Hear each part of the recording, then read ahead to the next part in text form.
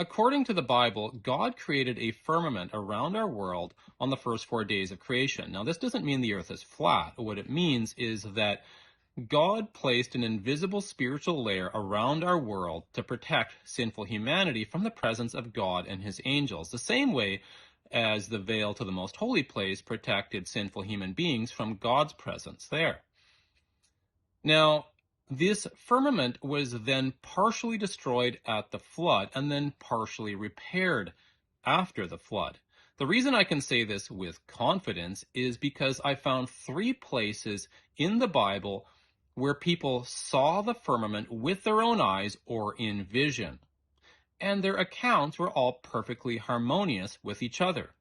On top of that, when you compare all the descriptions of the end of the world from Jesus, John the Revelator, who saw it in vision, Peter, and others, they're all describing the same event, the destruction of the heavens. They're just giving unique perspectives on the same event. So, can you understand why people don't understand prophecy in the book of Revelation if half of it is warning about something they don't even believe exists? So until the world comes to realize the firmament still exists, prophecy will be sealed up. No one will have a chance to interpret it. So what I'm going to do in this video is give you a head start. God has been kind and answered my prayers to teach me what prophecy is talking about.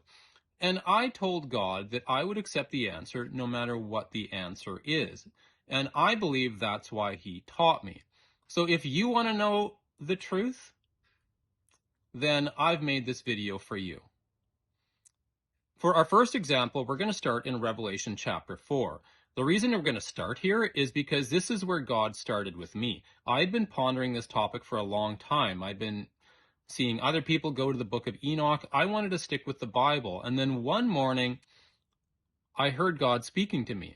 He said, "The answers you seek are in Revelation chapter 4. So I went to Revelation chapter 4 thinking, what could be in this chapter? This is one of those chapters we usually just skip over. There's not a lot there. And I read it and I didn't see it. And then God spoke to me. He says, read it again, read it again. And then all of a sudden, my eyes were opened. You could read this chapter 1,000 times, but if you're not looking at it in the proper context, you're not going to see it.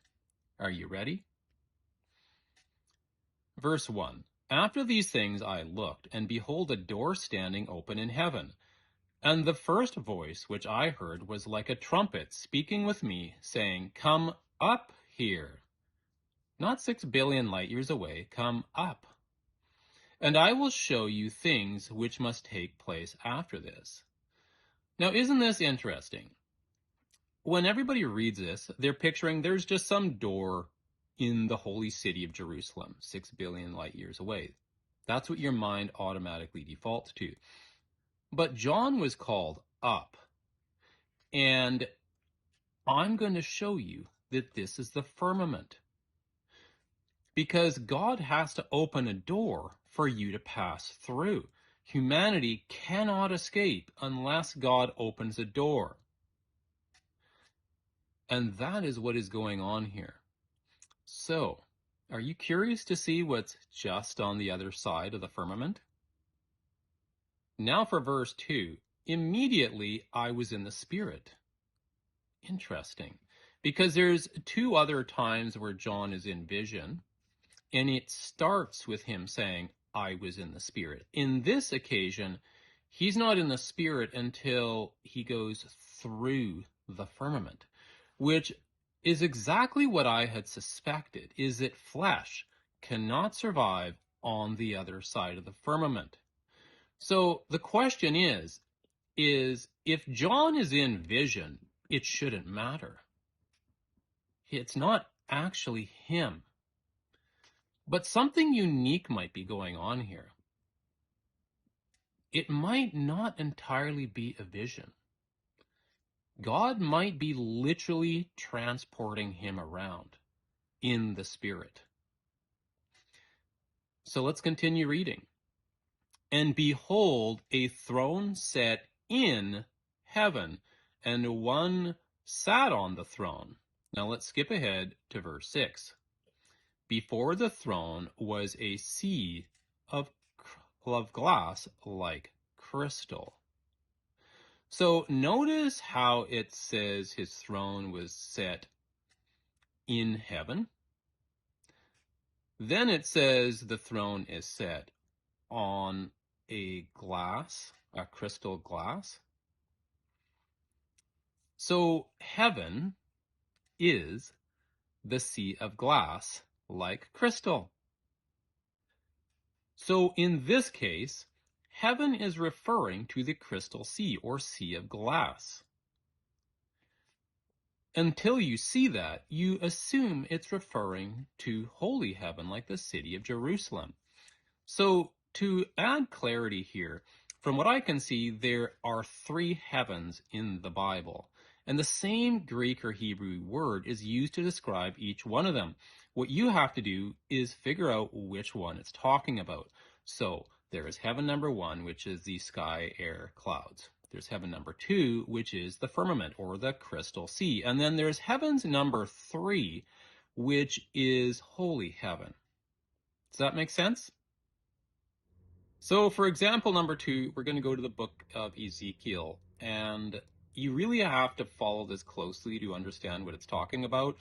I've made some AI images here, and these were very difficult to make, and sorry, they're still a little weird looking, but I'm doing this to help you understand what the passage is talking about. So let's go to verse 22. The likeness of the firmament above the heads of the living creatures was like the color of an awesome crystal. Interesting. Stretched out over their heads, and under the firmament their wings spread out straight. Now I'm going to give you a little summary of what this is talking about.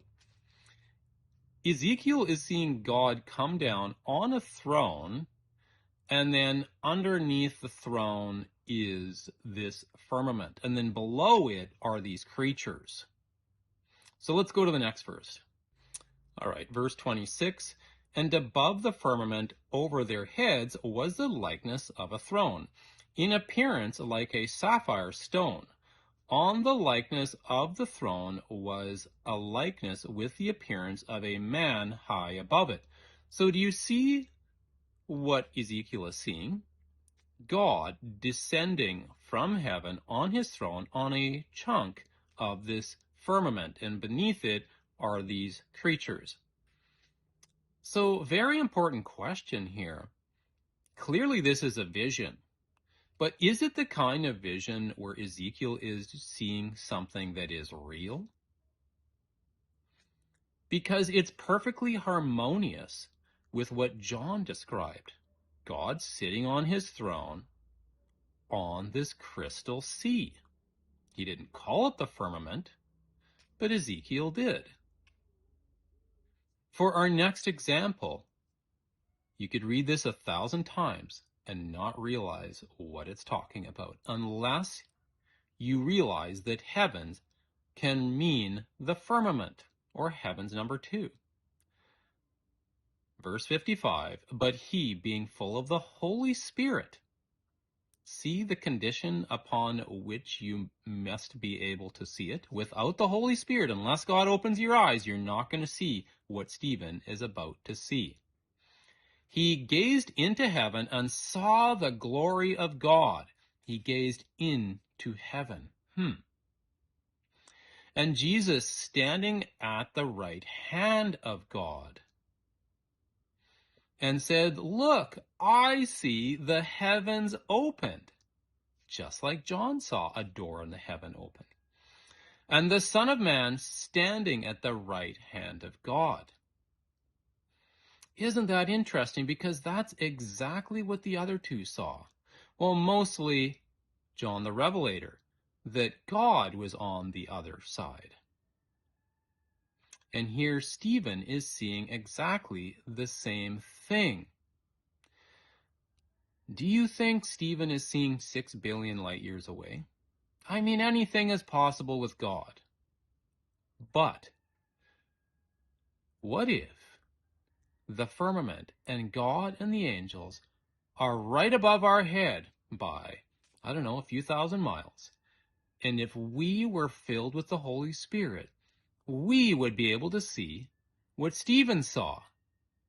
Think about that. Now I'm going to transition to the last great tribulation, or the end of the world. What I'm going to do is compare all the different accounts on this and show you how they're all describing the same thing.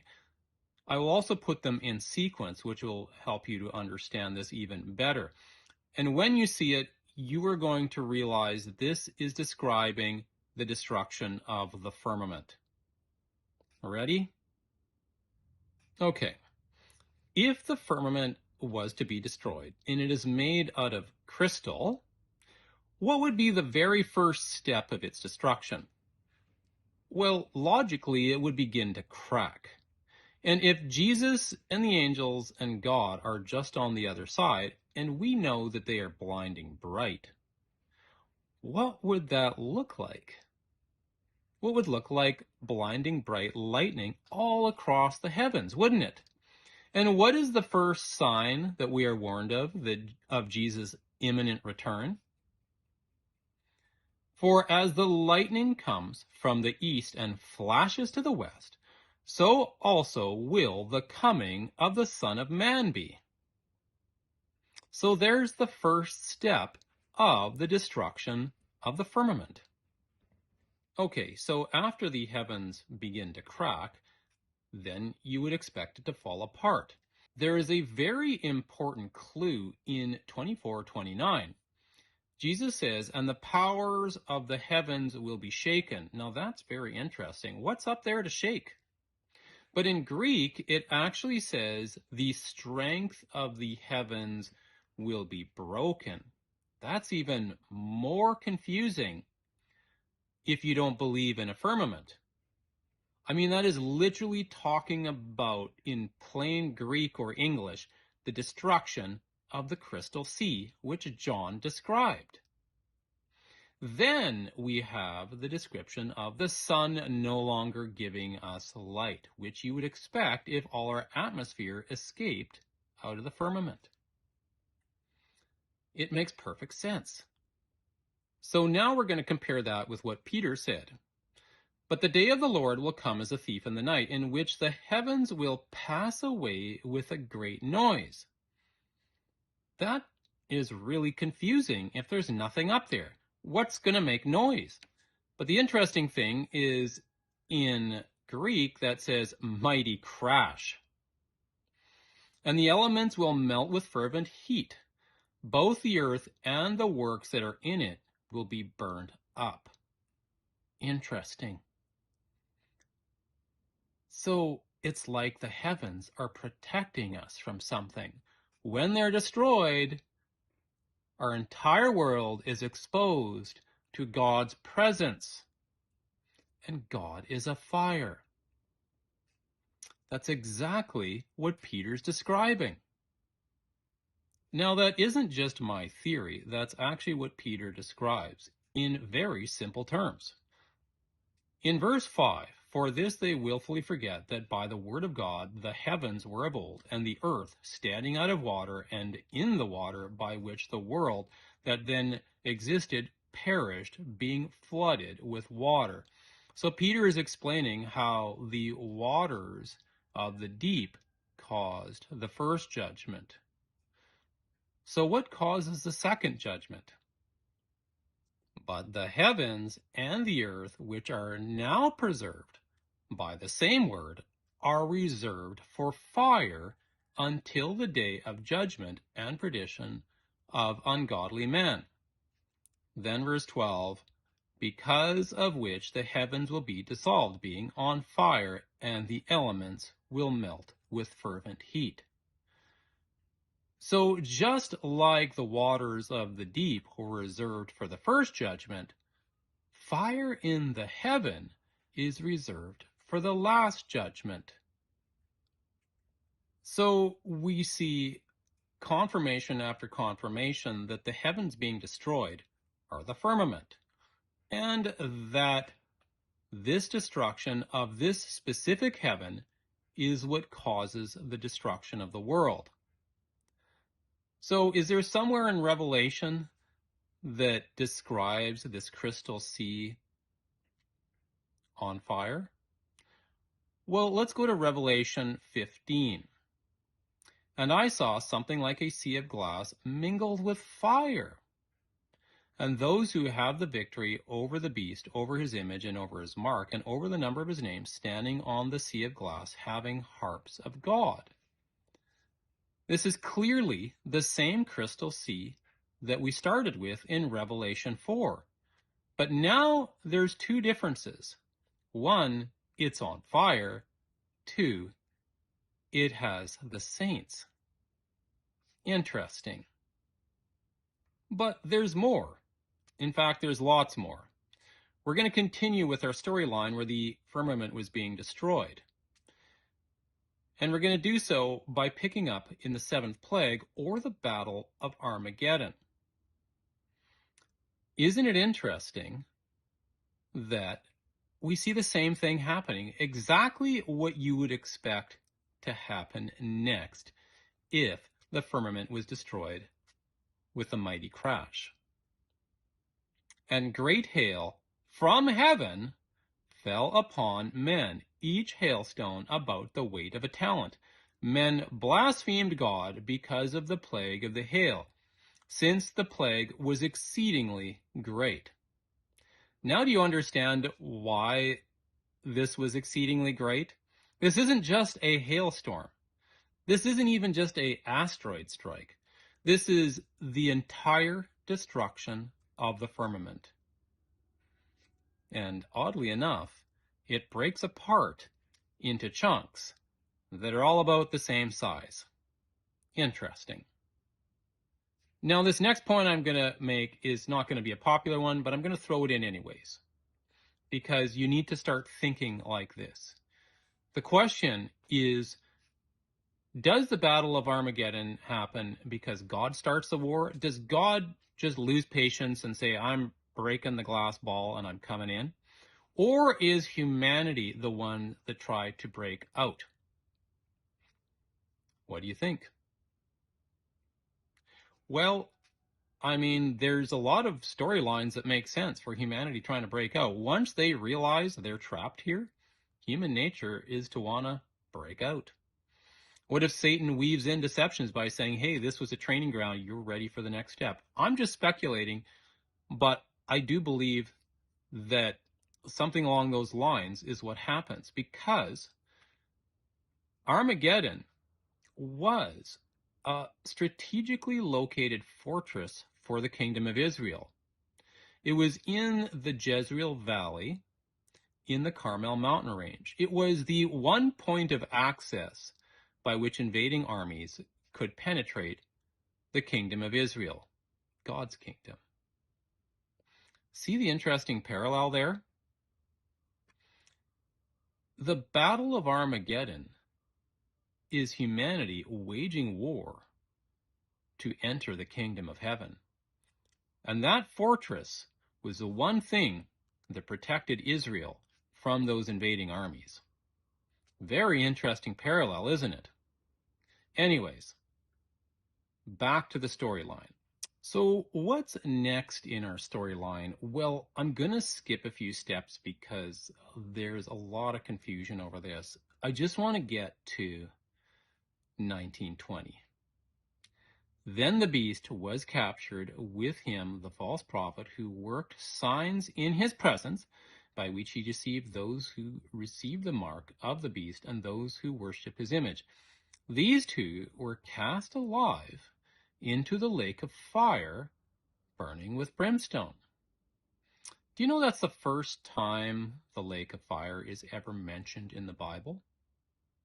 Hell's been mentioned many times, but the lake of fire is mentioned first, immediately after the Battle of Armageddon. Well, there's a couple little steps in between, but it's immediately after the heavens are destroyed.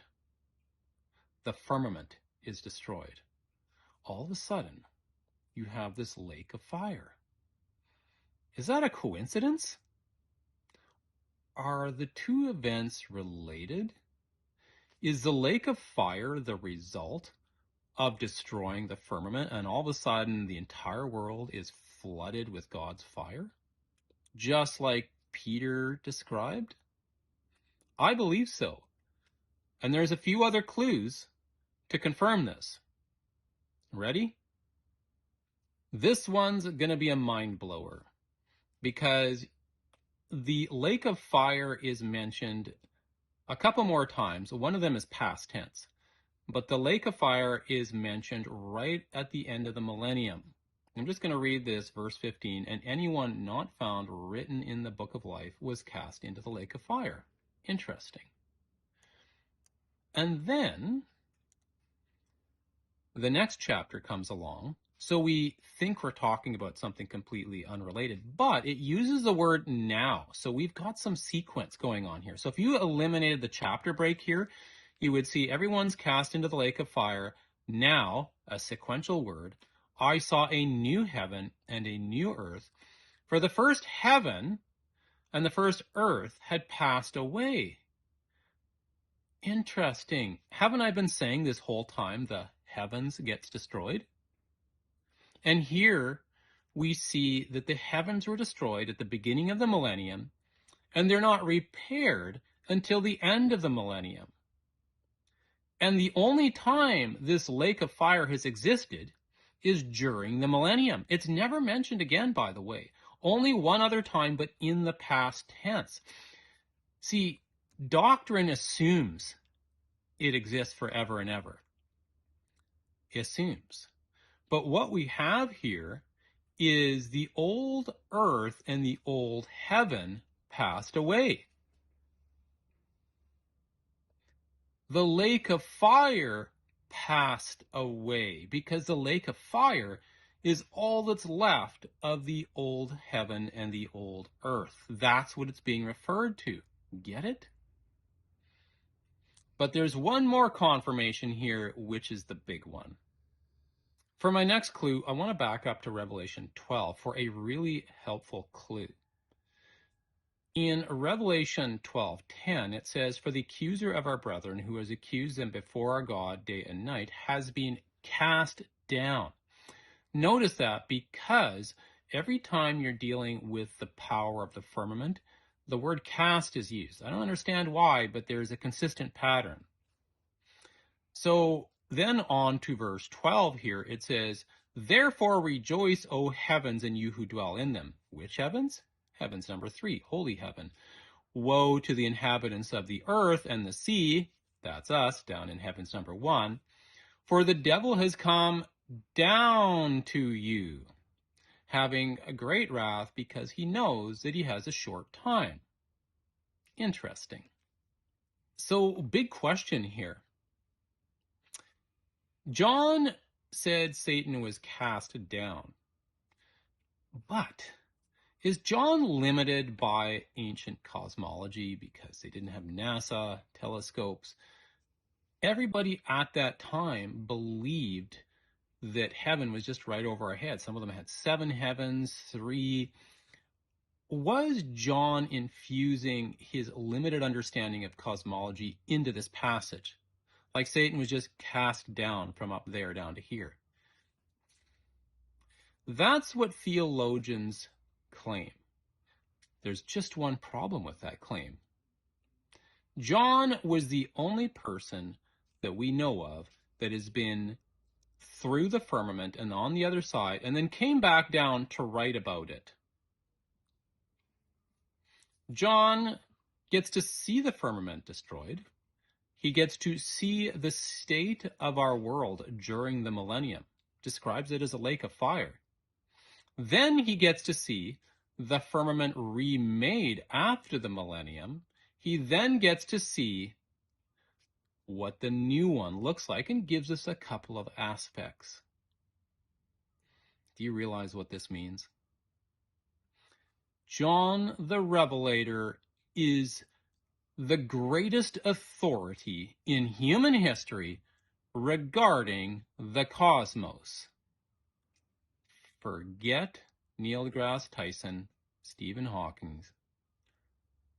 John the Revelator knows more about the cosmos than all of humanity combined.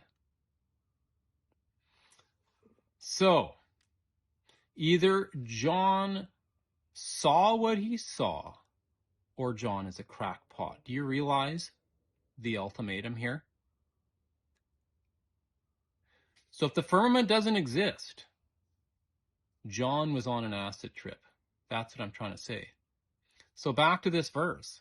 When John says Satan was cast down, he's saying he saw Satan cast down. He's not infusing his limited understanding of cosmology any more than Jesus was infusing his limited understanding of cosmology. That's checkmate, folks. But wait till you see the next point. If what I'm saying is true, everything has to line up. So why did I bring in Revelation chapter 12? Well, because it confirms that the firmament must have been what trapped Satan to this earth. He was cast. Every time you look at the lake of fire or the firmament, people are being cast into it. So, if the firmament is indeed destroyed at the Battle of Armageddon, logic would dictate that Satan would no longer be trapped to this earth. Right? So, is there somewhere in the Bible where we can find confirmation that during the millennium, Satan is no longer trapped to this earth by the firmament? Can you think of anything? How about Revelation 20, verse 2? And he laid hold of the dragon, that serpent of old, who is the devil and Satan, and bound him for 1,000 years, and he cast him into the bottomless pit, and shut him up, and set a seal on him. Why? Why does God need to do that? The firmament has been destroyed, and God must now put in a temporary measure to confine Satan so that he cannot go out and tempt the saints. See, you can't just go with this, well, we don't need to know. God can just wave a wand and accomplish whatever he wants to accomplish. No, that's not how God works. When God said he cast Satan down to this earth, he didn't just wave a wand and make some magical spell. He was trapped here by the firmament. When the firmament is destroyed, God just didn't wave a wand, say, well, you're trapped to this earth, stay away from my saints. No. A specific measure was put in place. Folks, you cannot just pass through the firmament. Look at this curious passage in Hebrews. Seeing then that we have a great high priest who has passed through the heavens. Paul understood this. Apparently, people understood this back then. This was a sign of the divinity of our high priest, that he could pass through the heavens. That's it for this presentation. I've made much longer presentations on this topic, gone into way more detail, included how God created the firmament, how it's connected to the plagues, a lot of details and revelation in my Veil Behind the Veil series. But for now, if you can accept this, take some time to digest what you've heard, you will be more prepared for this last great deception that is going to deceive, if possible, the very elect. Because I believe that Satan is going to use this firmament to bring about a deception that will blow our minds. I can only speculate right now what that's going to be, but I'm not going to bother, because what I've shown you is already preparation for the future. It could be a ways off, 5 or 10 years. I'm sure that when we need to know more, God will show us more. But in the meantime, if you can wrap your head around this, you're going to be more prepared for what's coming, because when you understand that the firmament is in the Bible and that it's part of the last great deception, when Satan brings it about in his context, he'll try to undermine the Bible and God somehow. But you're going to know that this was already in the Bible, and that this is something that God has warned us about over and over and over, to the extent where he warns us so much about this in prophecy that it's like how Noah preached about the incoming flood for 120 years. And yet people today think that the destruction of the heavens has nothing to do with the last great deception, and yet we're told about it more than anything else. Can you imagine if people listened to Noah for 120 years and said, oh, he's not warning about a literal flood?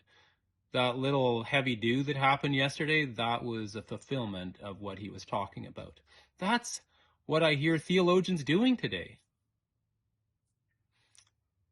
Dumbing it down, trying to make it politically correct, fit within the confines of the science of the day, make it cool. But let me tell you, the book of Revelation and the truth that it has concealed is not compatible with mainstream cool culture. I hope that helped. I hope you enjoyed the video. Please share it with your friends that you think are ready for this. And stay tuned for more videos. I'm going to be making lots more on these topics. Thanks.